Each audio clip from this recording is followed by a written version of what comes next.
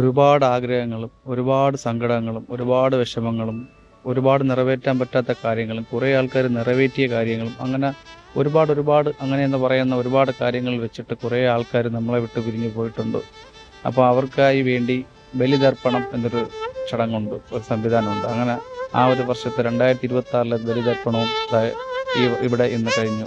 അപ്പം അവരുടെ ഒരു മനസ്സെന്ന് പറഞ്ഞാൽ ഈ മരണപ്പെട്ടു പോയ ആൾക്കാർ നമ്മളെ വീട്ടിൽ വരുമെന്നും നമ്മളെ കാണാൻ വരുമെന്നും നമ്മളവരെ സങ്കല്പിക്കുന്നു എന്ന ലെവലിൽ, അല്ല അവർക്ക് ഇഷ്ടമുള്ള ഭക്ഷണമോ ഡ്രസ്സോ തുണിയോ എന്തോ വേണോ ഭക്ഷണങ്ങളെല്ലാം വാങ്ങിച്ച് വെച്ച് അവർക്ക് വേണ്ടി കാത്തിരുന്ന് അവർ കഴിക്കുന്നു എന്നൊരു സങ്കല്പത്തിലും കൂടി ഒരു വർഷം കൂടി കടന്നു പോകുന്നുണ്ട്.